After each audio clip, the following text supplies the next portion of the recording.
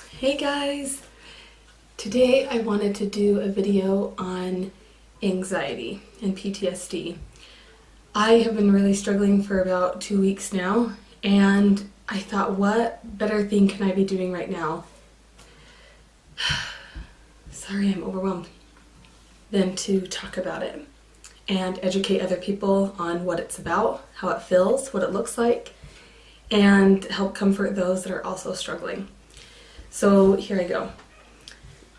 The last couple of weeks, or I should say the last 2 weeks, I have been struggling because of a trigger. 2 weeks ago, I read something on Instagram, just someone's traumatic, true life story, and something really awful that happened to them. I'm not going to tell you what that was because I don't need to trigger you either, or even if you don't struggle with anxiety, you don't need to know.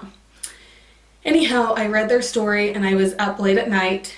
For anyone that has anxiety, you know that if you stay up too late or if you are missing sleep, it really sends you down a rocky road. It is not good for your psyche. It's not good for anyone's psyche, let alone someone that has anxiety. So I was up really late and I went onto Instagram and was just reading through some things and looking up people and came across this story. And it sent me down the rockiest of roads. It was so awful. So not only was I triggered, I was reliving this person's trauma, even though I had never experienced it. I was literally having to do affirmations to stop myself from thinking that her trauma was going to happen to me, and it brought up my own trauma and my own issues with anxiety and PTSD, things that I've struggled with in the past. So the last 2 weeks, I have felt afraid, sad, some depression, on a lower key,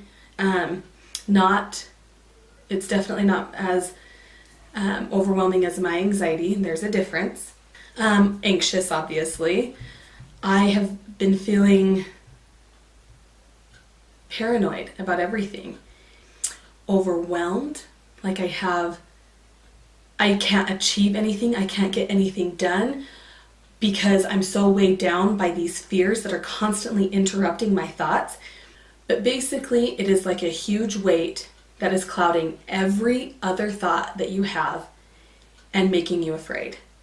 And it will affect the way you pour your cereal. It will affect the presence you have with your kids, how efficient and how productive you can be in a day. When you have this debilitating anxiety or PTSD, you question people's motivations. You question whether you're safe in your own home. You start to think that awful things are going to happen to you in every single way, and you start looking at things like you're in a horror film.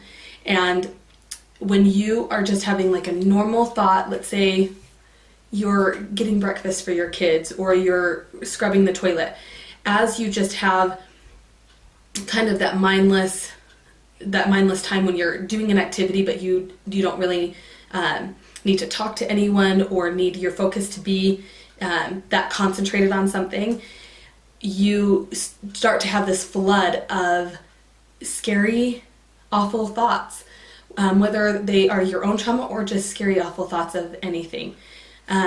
People hurting your kids, coming into your home, etc. And I don't need to give you every example because that will probably be worse.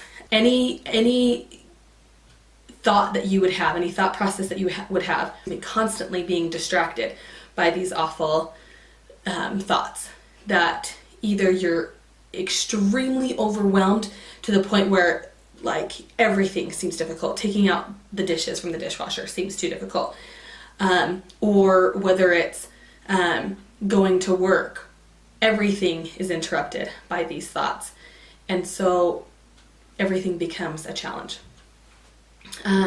It's hard to go to sleep at night. If you get up to pee in the middle of the night, you again can have a flood of all of these thoughts or all of these emotions and feel afraid and have to go check all the doors and all the windows and check on your kids and make sure everyone is safe, when really, like, everything is safe, but your reality is so clouded by fear. It's so clouded by worries that it is hard to discern the anxiety, the PTSD. Obviously, PTSD is, if you didn't know, PTSD is anxiety on steroids. It's a way heightened version of anxiety, and it's caused by a traumatic event and manifests itself by different triggers, related or non-related. It just depends on the person to that original event. So either way, anxiety is very similar. It just depends on the severity of each person. As you're doing all these mundane tasks and get constantly interrupted with these thoughts, it's hard to focus. It's hard to get things done.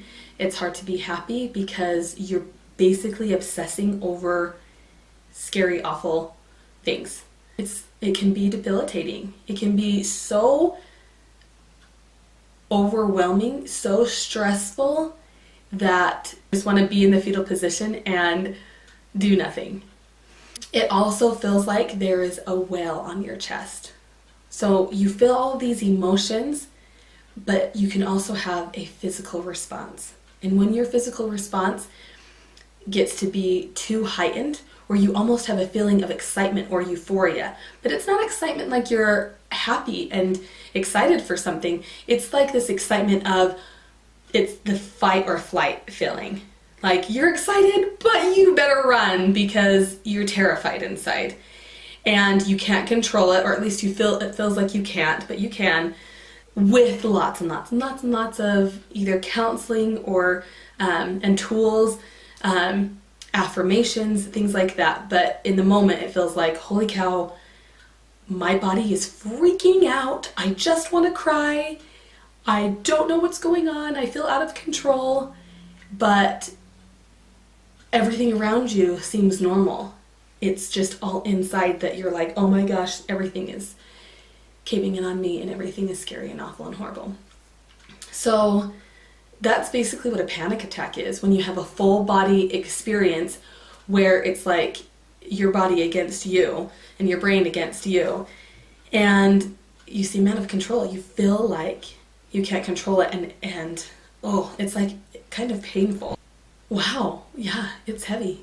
It's heavy stuff to deal with panic attacks, to deal with anxiety, to deal with PTSD. So what have I done this last 2 weeks? So the first week, literally, it took me like 7 days to realize what was happening, because I haven't experienced a trigger or an episode for years. Because I normally recognize my triggers more quickly, but I immediately do affirmations and work through it. This time I didn't.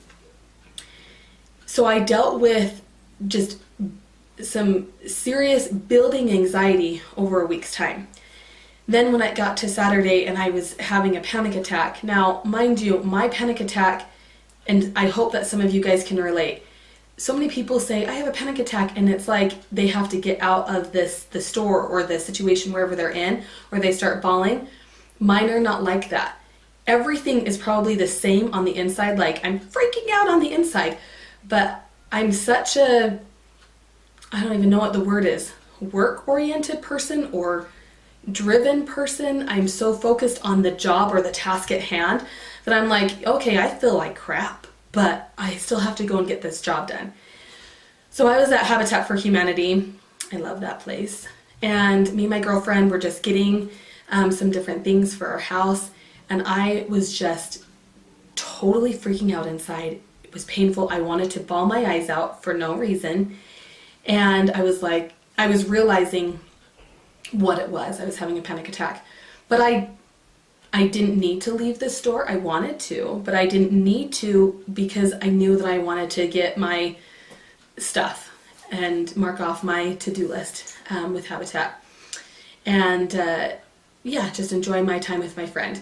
But when we were out of the store, I was telling her, I'm really struggling. I'm really having a hard time. So that was the first thing.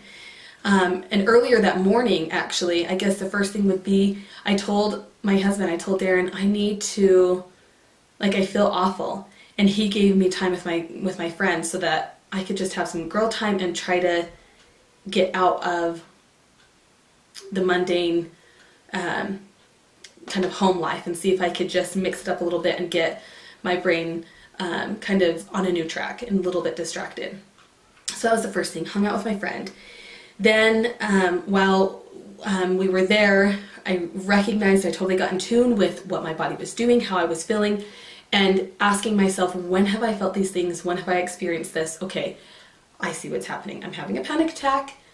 I have been building and building in this anxiety train, if you will, and I know that I need to do something different. I need to get out of this this funk. Then I was talking to my girlfriend, and she helped me to realize what my triggers were when it started.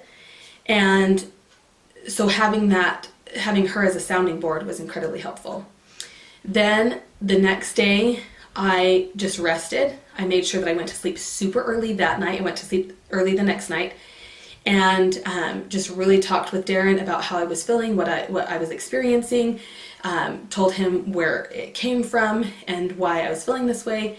And then the next day, I called everyone that my insurance would pay for, just like in a 5-mile radius, just to try to get in to see a counselor just immediately. And I met with someone that I didn't love at all, even slightly.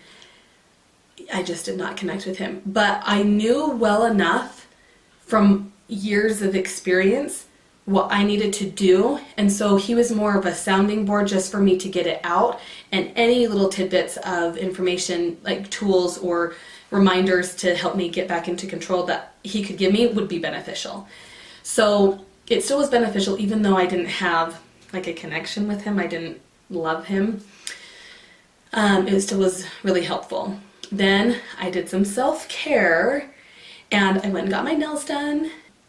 I went to bed early again, and Darren put the kids to bed so I didn't have to worry about that stress. And literally after I got my nails done, after taking these different steps, and of course my nail lady is a counselor. I mean, let's face it, your hair girl or guy, your nail person, your esthetician, I mean, they're counselors for real.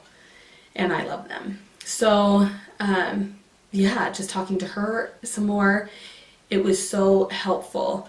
And so all of these things, not necessarily, you don't have to do them in the order that I did them, but all of those things really, really helped me.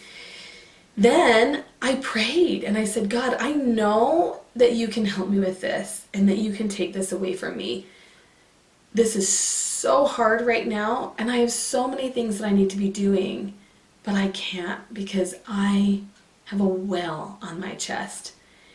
And I feel so heavy and in pain with these fears. I can't even focus on happiness and doing day-to-day things. I immediately realized that God was ready to take that from me and help me. I just needed to decide to accept that. So I accepted that help and realize that I have the tools. Hopefully all of this is helpful. I'm sure I could say more and think of more after the video, and if I think of anything, I will add it in the comments. What do you do when you have a trigger that is helpful and healing? What do you do to overcome your panic attacks? What do you do to overcome your anxiety or to cope with it every day? I would love to know for myself and to let everyone else know that is watching this, so that they can find healing and find peace. But really, you've got this. You've got this. You can do this. Thanks, guys.